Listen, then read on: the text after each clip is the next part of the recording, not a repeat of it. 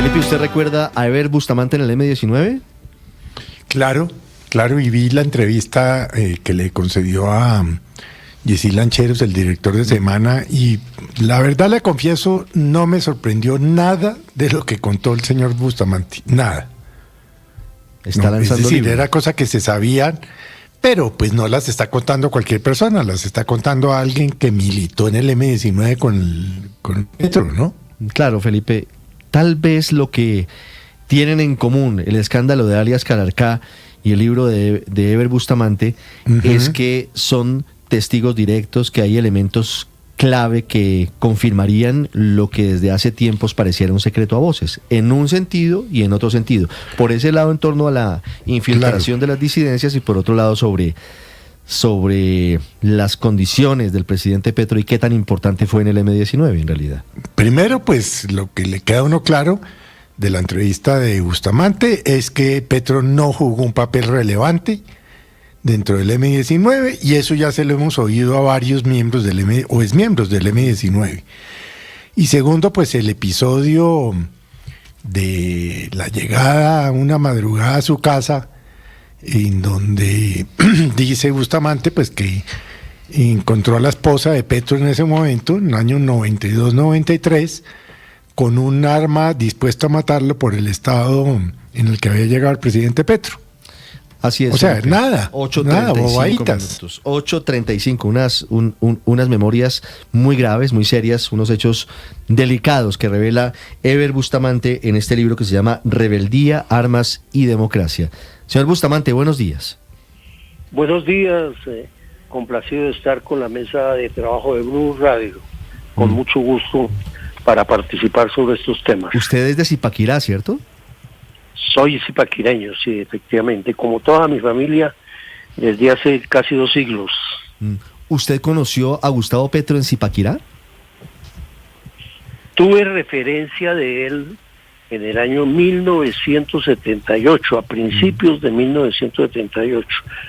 Y tuve referencia de él a través de un integrante, ya en ese momento existía el M-19. Yo era el responsable para Cundinamarca en la tarea de organizar el M-19. Yo venía de la NAPO, de haber sido concejal en 5 ocasiones, candidato a la Asamblea Departamental, y hacía parte del Regional Bogotá-Cundinamarca, y la responsabilidad mía estaba referida al territorio del departamento.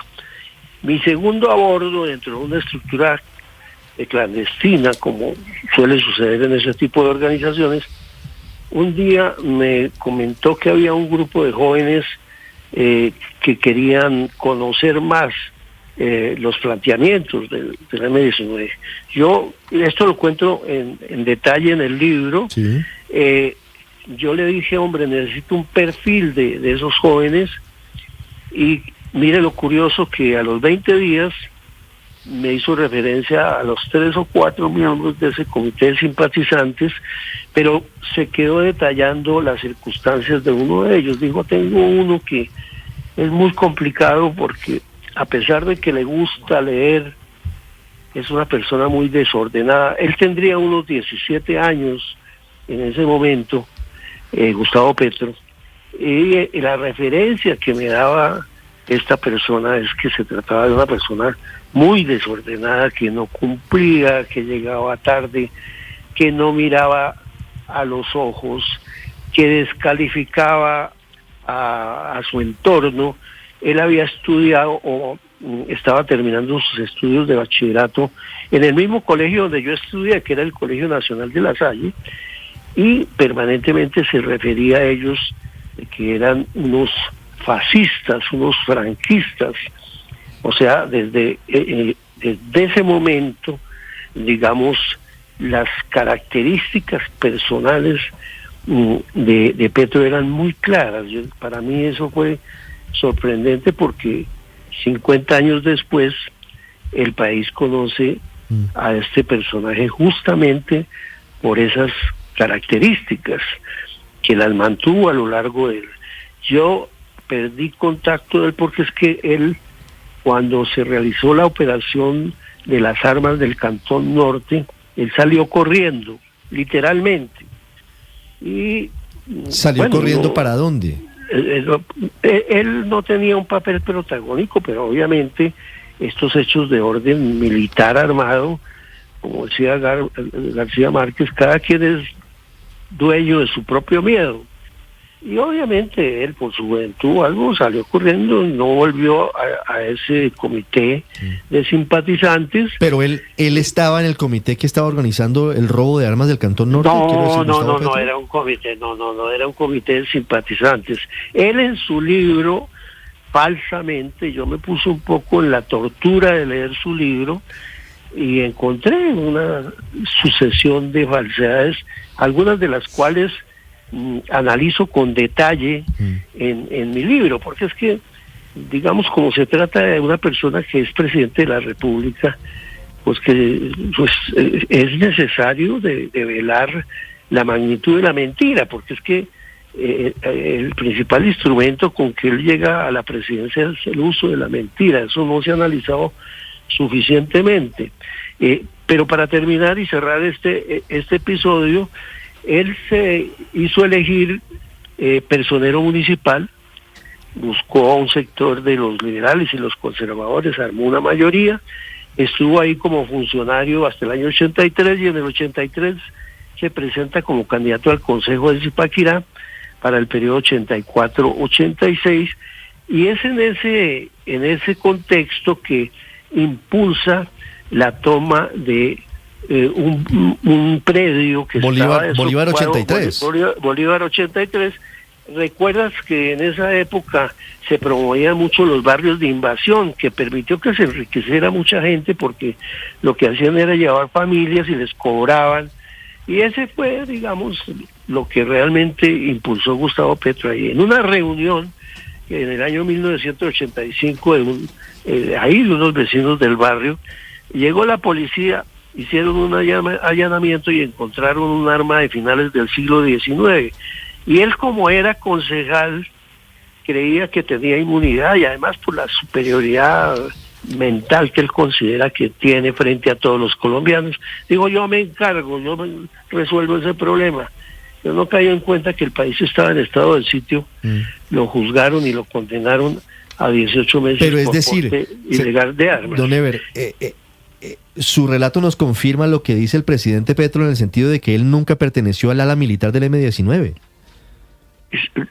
Sí, exactamente. Yo te estoy narrando lo que es. Cuando él tiene que decir, por ejemplo, respecto de las armas del Cantón Norte, él dice, nosotros construimos una caleta y metimos las armas y luego las enviamos a Nicaragua. Eso es participar en un acto ilegal militar, de carácter militar, y lo dice, y es una mentira, ¿sí? Él no estuvo dentro de esa estructura. Cuando sale de la cárcel en febrero de 1987, va hacia el Tolima a intentar conectarse con el M-19 porque se enteró que Carlos Pizarro se estaba moviendo por esa zona del país. Finalmente, hacia finales del año 1988, principios del 89, logra un contacto con Carlos Pizarro y tiene una conversación que no dura más de 10 o 15 minutos. Sin embargo, él en su libro miente y dice que quien redactó el primer acuerdo de paz en la reunión con Rafael Pardo, que era el consejero de paz del gobierno de Vigilio Barco, fue él. Pero basta con leer el libro de Rafael Pardo para entender y desmentir a Petro de que ni siquiera estuvo en esa reunión. Entonces, digamos, es un mitómano, pero no se puede decir en general. Yo por lo menos me siento en la obligación de decir, mire, es que aquí mintió. Él cómo crece para la campaña, con una gran calumnia y una gran mentira, y es diciendo que Uribe es paramilitar. Sin embargo, hemos visto todos los procesos. Al presidente Uribe no le han podido demostrar absolutamente, pero su afirmación mentirosa es reiterativa a lo largo de eso, y por eso un engaño Señor Bustamante. Gobierno. Sí. Porque con el tiempo se sabe la verdad. 8:44 minutos. Señor Bustamante, sobre eso quiero profundizar. ¿Qué tan importante fue Gustavo Petro para el M-19, para la cúpula del M-19? Usted nos dice que tuvo un encuentro breve con Carlos Pizarro, un encuentro de 15 minutos, pero el presidente, pues, en su libro y en los discursos se atribuye una mayor importancia dentro de ese grupo guerrillero. Claro, porque él considera que él hace parte de todos los acontecimientos de la historia. Él no puede estar un poquito por fuera, pero él no tuvo ninguna importancia en la historia del M-19, ni en sus hechos y sus tragedias de guerra, ni en los hechos de paz. No hay un solo documento, no hay una sola discusión, no hay un solo aporte, ni en lo militar ni en lo político, en la historia del M-19 de Gustavo Petro. Como no lo hay en el país, es que si tú tocas el tema de la paz total, no hay un documento. Porque es que las cosas cuando se plantean tienen que tener un soporte de investigación, tiene que haber unos referentes, unas matrices, unos protocolos. Eso no existe en ninguna de los planteamientos de Gustavo Petro. Hay soporte real, hay improvisación, hay un discurso, porque él cree que la política es el discurso, y por eso los resultados de su gestión administrativa es un total fracaso. Lo que ha pasado con la economía, lo que pasa con la fuerza pública, lo que pasa con la educación, lo que pasa con la salud. Pero eso sucede cuando el soporte de todo eso es la mentira. Y los colombianos, 11.300.000, se comieron el cuento de la mentira. Señor Bustamante, a propósito de ese libro al que usted hace referencia, que se llama Una vida, muchas vidas, quisiera preguntarle, porque ya usted nos ha aclarado sobre la participación o la relevancia militar. Usted nos dice no tenía ningún papel, pero quisiera preguntarle por el rol político del entonces concejal Gustavo Petro, o el simpatizante Gustavo Petro del M-19, porque él se dibuja como un hombre de gran importancia política, a quien escuchaba incluso Carlos Pizarro dentro del M-19. ¿Cuál era la situación de él y qué tan escuchado y qué tan importante era hablando políticamente dentro del M-19? No es cierto, es que Gustavo Petro es una persona que ha mentido en su niñez, en su juventud, en su edad adulta y en la edad mayor en la que está entrando, sigue mintiendo.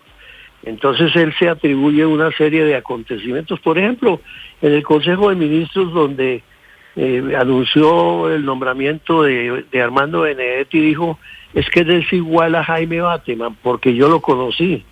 Miente para justificar la vinculación de una persona muy cuestionada en el país, de la política tradicional, y tratar de convencer a los que lo siguen en ese cuento, que es un cuento ya superado porque es prehistórico, de que él es un hombre que tiene el feeling de Jaime Bateman. Jaime Bateman fue un hombre de la guerrilla, pero era también un hombre de la política, combinaba con una visión y con una inteligencia que le reconocían varios presidentes de Colombia que lo conocieron, se la reconocen. Es un estratega. Pero, y Gustavo Petro, pues, no tuvo, en primer lugar, ninguna vinculación personal con Jaime Bateman. Jaime muere en el 83, cuando Petro era todavía personero de Zipaquirá. Entonces eso no tiene absolutamente ningún sentido.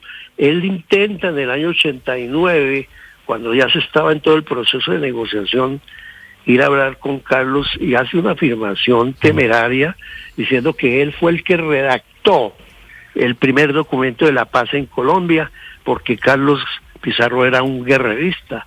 Hay que conocer, yo en el libro publico varios documentos que acreditan cuál era la posición que venía liderando Carlos Pizarro y que culminan en las negociaciones con el gobierno. Las tres grandes estrategias las recoge el presidente Barco en la reunión de los primeros días de abril del año 1989, y eso es parte sustancial del acuerdo que después se refleja en el discurso de aceptación de la candidatura presidencial el 19 de abril del año 90, cuando lamentablemente a los 20 días lo matan, pero es la base programática, filosófica, ideológica que le queda al M-19, y con esa herramienta va a la Asamblea Nacional Constituyente. Entonces, Gustavo es un gran farsante, es un estafador de la política, y por eso su resultado ha sido de un total fracaso. Sí, señor Bustamante, yo quiero preguntarle por las condiciones de la personalidad de Gustavo Petro. Usted nos hablaba del año 78, de cuando usted en Zipaquirá lo recibió, tuvieron dificultades para hacer un perfil de él. Nos dice que era un hombre desordenado, que no miraba nunca los ojos, que siempre descalificaba a su opositor incluso en debates o incluso en su vida cotidiana. ¿Qué puede decir después sobre la condición personal de Gustavo Petro, que en el libro además se retrata con un episodio bastante tenso, bastante difícil en la vida de Gustavo Petro y también en la vida suya? Sí, yo diría que, en primer lugar, en la vida pública se necesita un mínimo de valores éticos, de valores morales. En cualquier actividad profesional se necesita eso. Y yo lo debo decir con toda claridad, Gustavo Petro no tiene, digamos, esos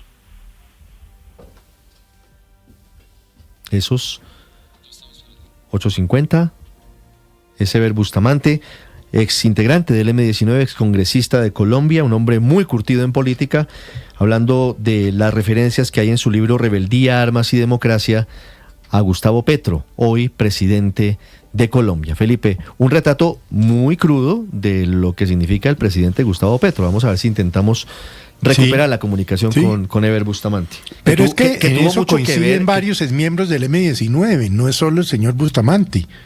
Varios de ellos los hemos oído en estos años hablando de la personalidad del presidente Petro y la megalomanía, bueno, todo lo que acaba de escribir el Carlos señor Alonso Bustamante. Lucio, Felipe, es uno de ellos también que lo ha escrito.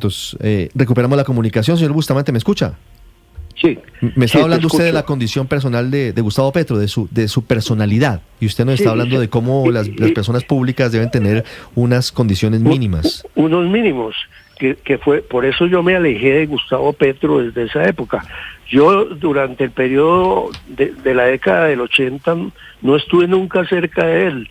Ya cuando salía a la actividad política legal como candidato al Senado y él a la Cámara, porque trágicamente me tocó, él por casualidad llegó a Zipaquirá con sus padres y se vinculó a Cundinamarca, porque en Cundinamarca afortunadamente no producimos esa calidad de personas.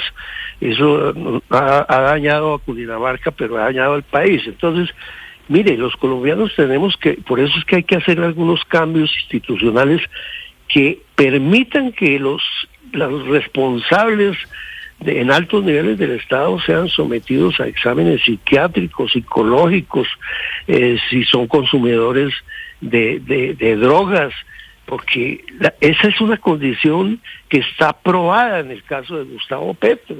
Es decir, eso me recuerda un episodio de la aviación internacional en el año 2016, que en un avión que iba para Frankfurt, salió de Barcelona, y cuando el piloto estaban atravesando territorio francés, el piloto se fue al baño, el copiloto cerró la puerta, se quedó adentro y estrelló el avión con 280 pasajeros. Eso no sucede con Gustavo Petro.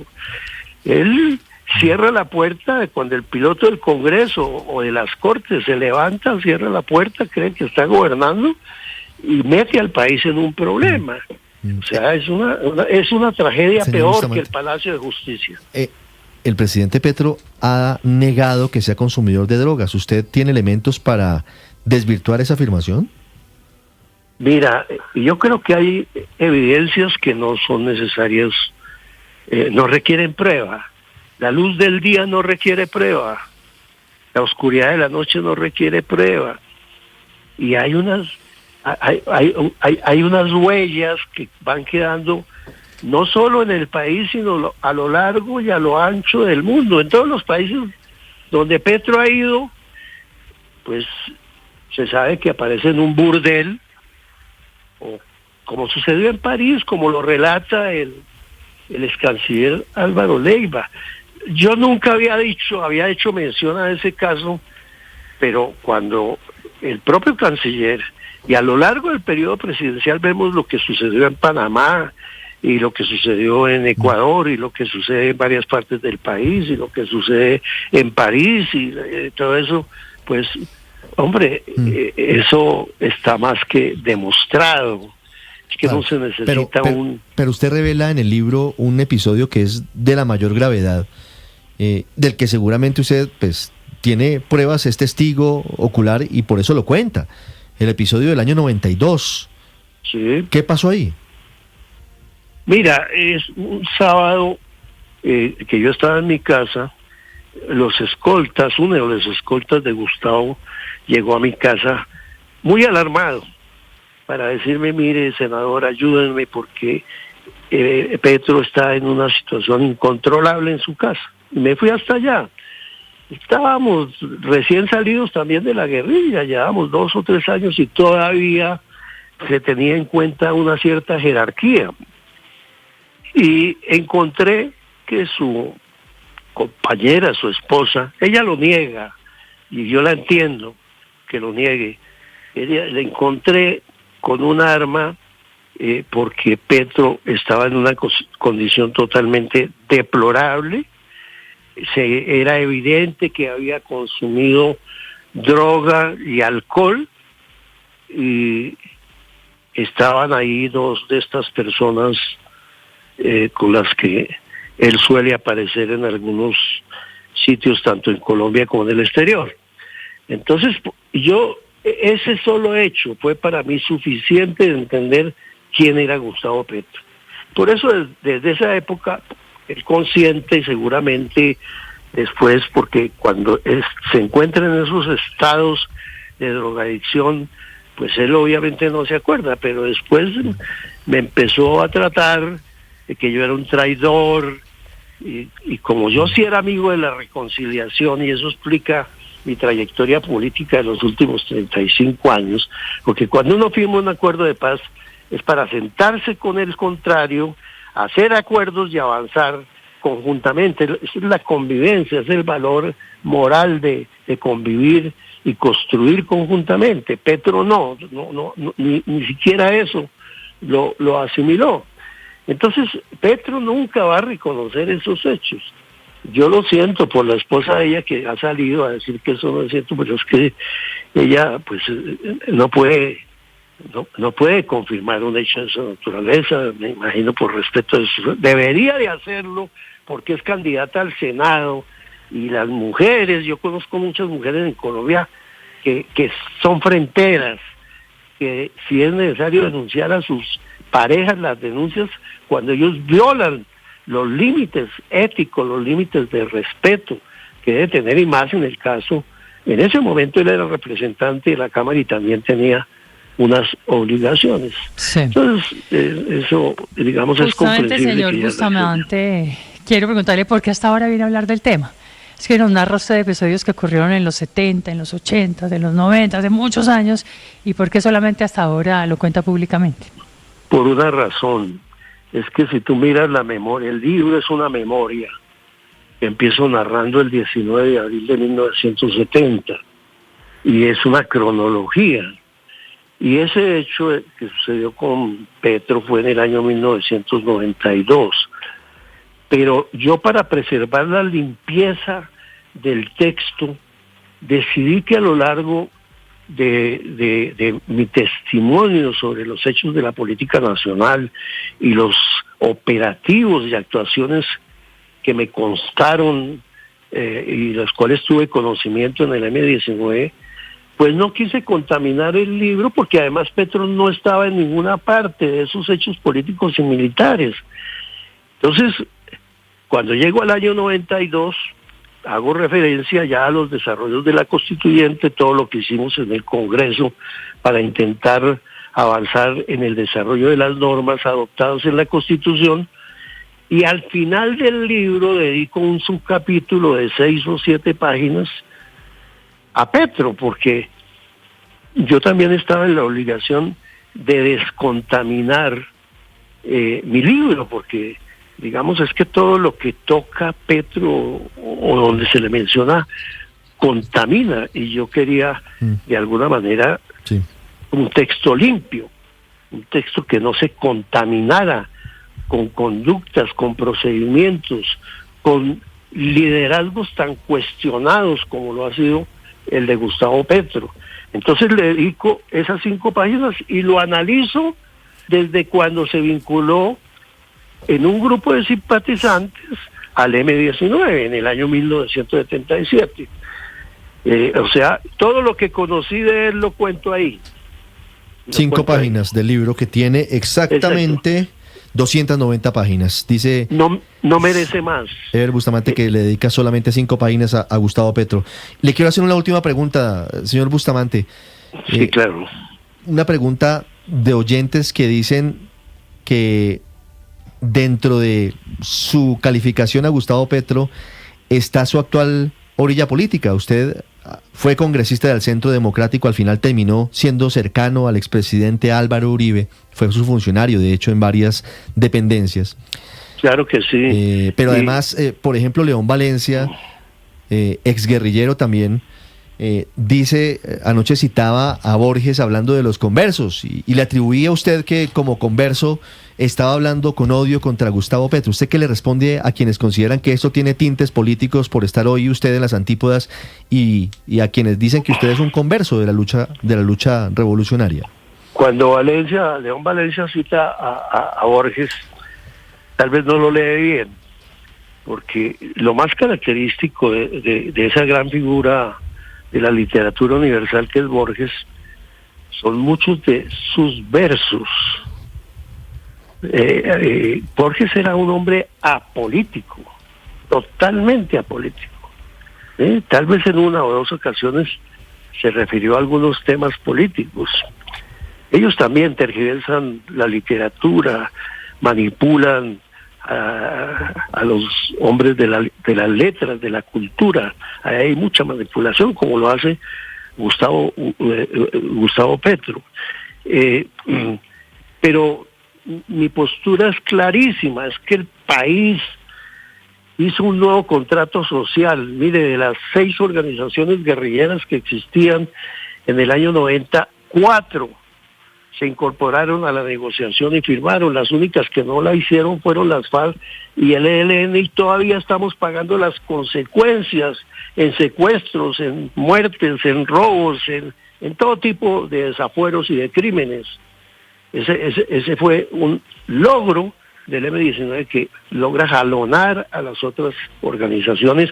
¿Y con quién nos entendemos? Con los partidos tradicionales, con los líderes tradicionales, pero surgen además expresiones nuevas de la política, desde las iglesias, los afrodescendientes, los indígenas, los estudiantes, en fin.